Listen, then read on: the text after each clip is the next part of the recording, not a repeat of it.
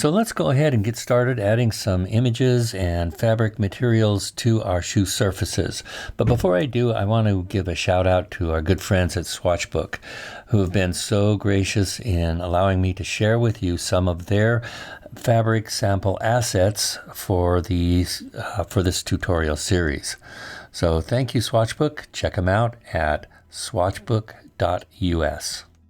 Now let's go ahead and add an image to our outer shell object right there. And if I go ahead and change the diffuse color, you can see it a little bit better. Just give it a little kind of a pastel look. And yeah, so we're going to drop an image onto that. Now in Modo, there's a lot of ways to add an image to your material mask.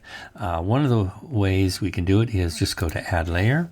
We can go to Image Map, Load Image. We can navigate over to where our images are and then click on that. And all right, so that just threw the image onto our material surface.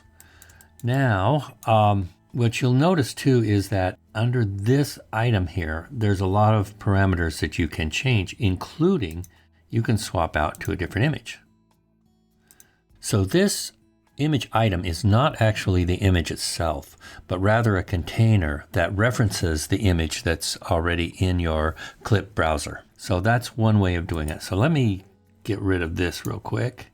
And another thing you'll notice though, it deleted that container, but it did not delete the image. The image still exists in our clip browser, so we can actually add that again into our model. Now, I can drag that in from this clip browser right to there, or let's do this way. I can actually bring up a folder directory here, images, and let's just drag and drop that. Let's do this.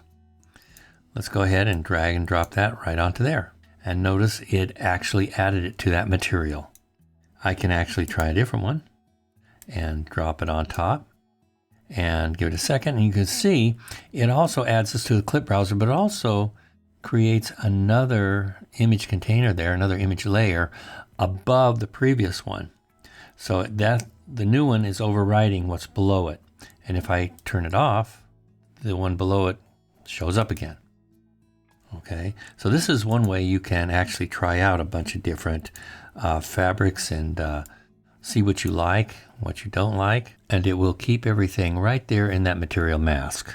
Another option for adding images to your object's materials is to simply open a window or directory where your image files are kept, and simply drag and drop the image file into the shader tree, but just beneath the material mask.